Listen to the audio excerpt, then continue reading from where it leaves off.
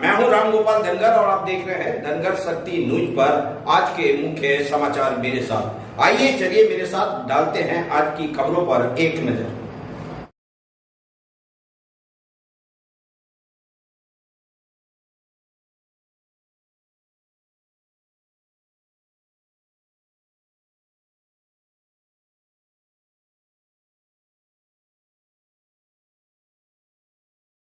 ये किसी की सरकार नहीं है, ये तो चंदे और धंधे वालों की सरकार है। ये लुटेरा गैंग है जो चंदा दे दो, ठेका ले लो और सीबीआई ईडी इनकम टैक्स पर छापा लगे, वो चंदा दे दो तो वो बिल्कुल पाक साफ हो जाए। ये जो भाजपा की भ्रष्टाचारी सरकार है, इसी की देन है कि आज बेरोजगारी इतनी बढ़ गई है कि नौजवान जो है भूखे मरने के लिए और सुसाइड करने के लिए किसान और नौजवान तैयार है। आप देखो पुलिस भर्ती में पूछो ना आप कि 48 लाख बच्चों ने फार्म भरा, 400 रुपये एक बच्चे से लिए गए, 4-4, 6-6 महीने मेहनत की और पेपर लीक हो गया। मुख्यमंत्री ने क्या कहा, अरे झूठ बोले कोई तो हम सजा कर देंगे, गिरफ्तार करवा देंगे। क्या हुआ? पेपर लीक हुआ नहीं हुआ, फिर आपने भर्ती क्यों कैंसिल किया अगर लीक नहीं हुआ? जो पेपर नहीं संभाल सकते उत्तर प्रदेश, इतने बड़े उत्तर प्रदेश को संभाल लेंगे? शर्म आनी चाहिए सरकार को कि लोगों की जन भावनाओं से खेलना और लोगों को ठगना इनकी नीति बन गई है। जनता इन्हें वोट की चोट से जवाब देगी और नगीना में तो वो ऐसा फैसला लेगी जिस फैसले से पूरे भारत में कमजोर वर्ग के लोगों में उत्साह पैदा होगा। ठीक जन्म ले लिया है। मैंने तो एक गरीब परिवार से जन्म लिया। मेरी माँ तो बेचारी अपना घर चलाने के पशु पालती। तो मैंने कहीं से नहीं उड़ना सीखा। बस 10 साल 11 साल की जेल में मैं 4 साल से जेल में रह गया। मैंने लाठियाँ खाई, मैंने मुकदमे झेले, मैंने मुसीबत सही, मैंने अपमान सहा, जो भी मेरे साथ किया जाता मैंने सब सहा। लेकिन मैं कुछ कह रहा ना मुझे इससे, और आप सब जानते हैं मीडिया के साथी कि कभी मैंने घुटने नहीं देखे किसी भी सरकार के साथ, चाहे वो मीडिया का मामला हो, आम जनता, सबकी लड़ाई लड़ने का काम किया। अब यहाँ की जनता ने जो जिस तरह का सहयोग मिल रहा है, और मैं तो हर व्यक्ति के लिए, मैं पुलिस के लिए भी लड़ूंगा। इनको 180 रुपये भत्ता मिलता है बेचारों को, धुलाई का बताओ। अब बताओ 180 रुपये में कितनी धुलाई हो जाती है, पूछ लो। ठीक है, अब इनको कई बार से जो है ये जो शहर में जो आवास इनको मिलते हैं वो भत्ता भी इनको नहीं मिल रहा। देखिए, चुनाव की तैयारी के बीच से ही समय निकाल के आया हूँ। आज भी कार्यक्रम थे, लेकिन पार्टी के सीनियर लोगों ने तय किया कि आज नॉमिनेशन करना है, तो इसलिए उनकी तैयारी होगी। तो इसलिए हम लोग यहाँ नॉमिनेशन करने के लिए आ गए। यहाँ से तुरंत निकलूँगा। आज भी 17-18 प्रोग्राम है, लोगों के बीच में जाना है, लोगों से मदद की अपील करनी है। चुनावी मुद्दे क्या रहे? बहुत अच्छा माहौल है, बढ़िया जन समर्थन मिल रहा है, क्योंकि अब तक जिनको लोगों ने वोट दिया वो चुनाव के बाद कभी उनको ढूंढने नहीं मिले। और चंद्रशेखर एक ऐसा व्यक्ति है जो बिना बुलाए सबकी मदद करने के लिए पहुंचता है। तो लोगों में बहुत उत्साह है, बहुत प्रेम मिल रहा है। कई जगह तो लोग ये कहते हैं कि भाई पहली बार हमें मजबूत कैंडिडेट मिला है जिसके सहारे से हमें भरोसा है कि अगर वो आदमी आगे बढ़ के जाएगा तो पार्लियामेंट में हमारे क्षेत्र की आवाज़ उठेगी। अभी तक तो सब लोगों ने हमें धोखा दिया। अच्छा, छपा से आप मुद्दे क्या रहेंगे? मुद्दे पर धोखा मिला, इसको आप कैसे देखते हैं? किसने कहा धोखा मिला? जैसे आपका टिकट की बात चल रही थी, हम प्रयास करते हैं कि एक दूसरे अच्छे रिश्ते बन जाएं, किन्हीं कारणों से नहीं बन पाते। मैं राजनीति में इसको धोखा नहीं मानता। उन्होंने जो कुछ फैसला लिया अपने बारे में, अपनी पार्टी के बारे में अच्छा सोच के लिया। अच्छा, एक रामगोपाल जी का बयान आया था कि जब पूछा गया कि चंद्रशेखर जी को आपने टिकट नहीं दिया तो उन्होंने कहा कि चंद्रशेखर जी ने टिकट मांगा ही नहीं, क्योंकि वो तो कह रहे थे कि मैं अपनी पार्टी के सिंबल पर लड़ना चाहता हूँ। ये रामगोपाल, अब मैं अपनी पार्टी के सिंबल पर ही लड़ूंगा भाई। ये हमारे लोगों की अस्मिता से जुड़ा हुआ सिंबल है, उनके संघर्ष का सिंबल है, तो मैं इसी से लड़ूंगा ना। खैर, मैं उन पर कोई बात नहीं करना चाहता। उन्होंने जो फैसला लिया वो भी अच्छे लोग हैं, बहुत कुछ सोच समझ के लिया होगा और शायद यहाँ के हालात को देख के लिया होगा। अच्छा, गठबंधन से और आज पे कितना अंतर समझ रहे कि कितनी मजबूत लड़ाई है? अगर गठबंधन से लड़ते और आज अकेले लड़े तो मजबूत लड़ाई में क्या फर्क है? वोट तो जनता को देनी है भाई। नगीना लोकसभा के बाहर के लोग तो आके वोट नहीं दे सकते।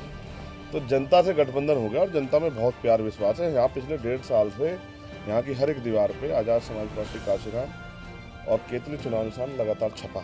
और यहाँ एक जो सबसे बड़ा मुद्दा हुआ, अब असर ये देख लो कि गुलदार का जो प्रकरण हुआ, 25,000 लोगों की जान गई। किसी नेता को तकलीफ नहीं हुई, ना राष्ट्रीय स्तर के, ना प्रदेश स्तर के, ना यहाँ लोकल स्तर के। मैं ही था ऐसे बिजनौर में जो रात को 10:30 बजे तक हड़ताल पर बैठा रहा, धरने में बैठा रहा कि यहाँ के लोगों की जीवन रक्षा भी करो। तो मैं तो नगीना से इस तरह प्यार करता हूँ जिस तरह से लोग अपनी माँ से प्यार करते हैं। ये वो मिट्टी है जिसने बहुत लोगों को इज्जत दी है। आपने कहा कि वो उनका निर्णय था सपा वाला वो, लेकिन सपा वाले आपके खिलाफ प्रत्याशी उतार रहे हैं। मायावती जी आपके प्रत्याशी, यानी दोनों का टारगेट आप है।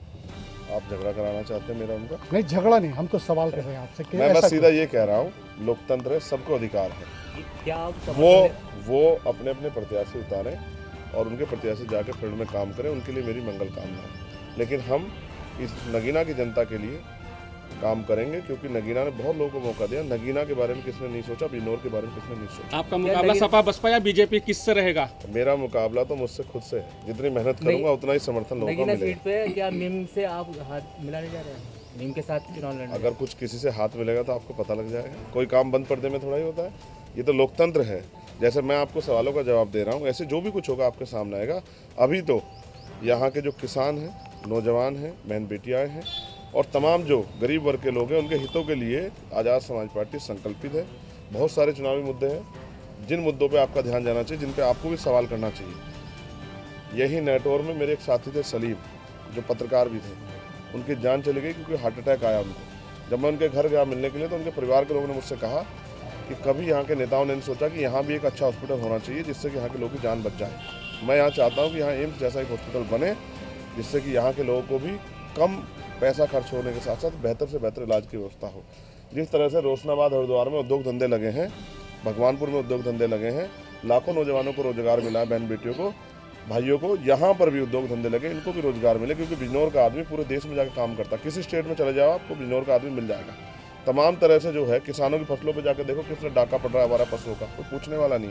गुलदार का समस्या मैंने आपको बता दिया, परसों ही 2 किसानों पे हमला किया, 450 टाँके लगे, कोई पूछने कहने वाला नहीं। और जिस तरह से अब सरकारी दफ्तरों में घूसखोरी हो रही है, गरीब आदमी जाते हुए डरता है। कई जगह तो कई ऐसे अधिकारी हैं जो थाने में जहाँ सुनवाई नहीं हो रही है, गरीब जनता परेशान है, मनरेगा का पैसा नहीं आता और मनरेगा में काम भी नहीं मिल रहा, मजदूर परेशान है, न्यूनतम वेतन नहीं मिल रहा है। तमाम तरह की जो समस्या है, ये तो बुनियादी है ही, लेकिन राष्ट्रीय स्तर पर भी जो समस्या है, सब पे यहाँ से मिली हुई ताकत का जो है लाभ हम जनता के लिए उसको काम करने का हम लोग करेंगे। चंद्रशेखर जी, उपचुनाव में खतौली में आप लोगों ने समर्थन दिया था गठबंधन को, उसके बावजूद आप लोगों को टिकट यहाँ पर नहीं, आपको गठबंधन ने कोई समर्थन आपको नहीं मिला, इसमें क्या कहना है आपका? हम हर उस व्यक्ति के साथ खड़े हैं जो भी देश बचाना चाहता है। देखो, मैंने एक बात आपको स्पष्ट कर दूं, पहले दिन से मैंने कहा, क्योंकि जब मेरे ऊपर गोली चली, 4 गोली चली, किसी सदन में आपने नहीं सुना होगा किसी भी नेता ने ये कहा हो कि भाई अगर वो चाहते तो सरकार को ही घेर लेते, कि भाई कानून व्यवस्था आपके यहाँ बहुत बेकार है, जितने लोगों का नेतृत्व कर रहा है उसी पे गोली चल रही है, आम आदमी का क्या होगा। तो किसी सदन में आपने नहीं सुना होगा जब मेरे जैसे व्यक्ति पे चली गोली के लिए कोई आवाज़ नहीं उठाता। अभी यहाँ रामपुर में एक दलित समाज के बच्चे को गोली मार दी पुलिस ने, उसका भेजा उड़ गया, सोमेश नाम के बच्चे का, और उल्टा पुलिस ने पीड़ित महिलाओं पे मुकदमा कर दिया। किसको तकलीफ हुई? यहाँ जिस तरह से नेटवर्क में सलमान को गोली लगी थी, जिस तरह से महिला पहलवान बेटियों का प्रकरण हुआ था दिल्ली में, जिस तरह किसानों का आंदोलन हुआ, किसको तकलीफ हुई? ये तकलीफ चंद्रशेखर आजाद के दिल में है, क्योंकि वो इसी वर्ग से आता है। वो एक प्राइमरी स्कूल के मास्टर का बेटा और किसान परिवार से आता है। वो गरीबों के दुख को समझता है, वो गरीबी से निकल के आया है, इसलिए इनकी लड़ाई लड़ना मेरी जिम्मेदारी। तो उन्होंने मुझे समर्थन नहीं किया, उनका धन्यवाद। देखो, अगर आदमी के रास्ते में गड्ढे ना आए तो वो कूदना कैसे सीखेगा? तो उन्होंने मुझे कूदना सिखा दिया, तो मैं कूदना सीख गया और अभी मैं मेहनत कर रहा हूँ। विश्वास करो, मुझे ऐसी उम्मीद नहीं थी कि इतना प्यार यहाँ की जनता देगी। जिस तरह मुझे बताया गया था कि नगीना वो धरती है जो सबको मौका देती है, उस तरह का मौका मुझे यहाँ के लोगों से प्यार और आशीर्वाद के। चंद्रशेखर जी, एक आखिरी सवाल है। बदायूं में अभी एक कांड हुआ है, 2 लड़कों की गला काट कर हत्या कर दी गई है, आपका बयान उसमें नहीं आया। अब मैं फील्ड में हूँ, आपके सामने 1:30 बजे जाता हूँ, 2 बजे। नहीं, अब आप बताओ। मैं बिल्कुल कह रहा हूँ, कोई भी अगर अपराध करेगा तो अपराधी को सख्त से सख्त सजा मिलनी चाहिए। लेकिन आप ये तो बताओ कि ये भारतीय जनता पार्टी की सरकार देखिए, जिसमें सरेआम गले कट रहे हैं। मुख्यमंत्री तो कह रहे कानून व्यवस्था बहुत अच्छी है। मैं फिर आपको कह रहा हूँ, ये जो सरकार है ये किसी की सरकार नहीं है, ये तो चंदे और धंधे वालों की सरकार है। ये लुटेरा गैंग है जो चंदा दे दो, ठेका ले लो, और सीबीआई ईडी इनकम टैक्स पर छापा लगे, वो चंदा दे दो तो वो बिल्कुल पाक साफ हो जाए। ये जो लोकसभा चुनाव सामान्य निर्वाचन 2024 के लिए आज प्रथम चरण के नामांकन के दूसरे दिन के दौरान नगीना लोकसभा सीट से आजाद समाज पार्टी के प्रत्याशी चंद्रशेखर अपने सैकड़ों समर्थकों के साथ नामांकन दाखिल करने के लिए पहुंचे। नामांकन से पहले नुमाइश ग्राउंड चौराहे पर लगी पुलिस बैरिकेडिंग पर गाड़ियों की परमिशन न होने के कारण चंद्रशेखर की गाड़ियों को पुलिस द्वारा एंट्री करने पर रोका गया, जिससे वहां प्रत्याशी व उनके समर्थकों के साथ पुलिस की हल्की फुल्की नोकझोंक हुई। बता दें कि आजाद समाज पार्टी के राष्ट्रीय अध्यक्ष चंद्रशेखर, जो कि नगीना लोकसभा सीट से प्रत्याशी हैं, आज वो नामांकन दाखिल करने के लिए पहुंचे हैं। नामांकन से पहले मीडिया से बात करते हुए चंद्रशेखर ने भाजपा सरकार पर जमकर हमला बोला और सरकार को भ्रष्ट सरकार बताते हुए किसी भी सरकार के सामने घुटने नहीं टेकने की बात कही। हिमाचल करने गए थे, क्या कारण रहा वापसी होगी, नामांकन नहीं होगा? देखिए सर, ऐसा है, हम तो अपनी बहुत सारी इच्छाओं को पूरी करना चाहते हैं, लेकिन वो इच्छा पूरी नहीं होती, क्योंकि अब सरकारी तंत्र आप जानते हैं। तो पहले उन्होंने कहा कि हो जाएगा, बाद में उन्होंने कहा कि आज नहीं होगा, तो हम तो चुपचाप। अब क्या बताया गया आपको इससे? कुछ नहीं, उन्होंने कहा समय पूरा हो गया। हमें ये हम हमारे लोग, हम लोगों के साथ तो ये इस तरह के जो खेल है बहुत दिनों से चल रहे हैं। मुझे तो ये भी डर है कि ऐसा ना हो कि सरकार के लोग जो हैं यहाँ के प्रशासन को दबाव में लेके मेरा पर्चा कैंसिल करा दें। इस तरह की स्थिति पैदा हो सकती है। ऐसे तो वकील हूँ और सारी चीज़ों को निगरानी रख रहा हूँ। अगर कोई भी छेड़खानी होगी तो उसका मुँह तोड़ जवाब देने का हम काम करेंगे। मैं बस आपको आखिरी शब्दों में कहना चाहता हूँ कि यहाँ का जो क्षेत्र के जो कमज़ोर वर्ग के लोग हैं, उन पर किसी भी तरह के जुर्म जाति अन्याय हम होने नहीं देंगे।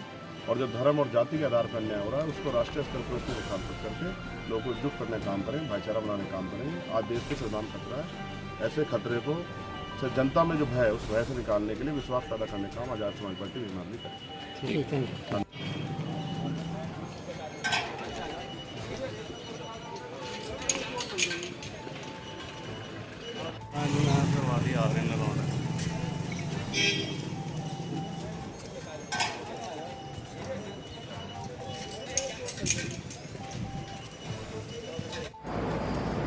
आप देख रहे हैं धनगर शक्ति न्यूज पर। आपको खबर हमारी कैसी लगी कमेंट बॉक्स में कमेंट करके जरूर बताएं और हमारी वीडियो को, चैनल को सब्सक्राइब करें, वीडियो को शेयर और लाइक करें। नमस्कार, देखते रहिए धनगर शक्ति न्यूज।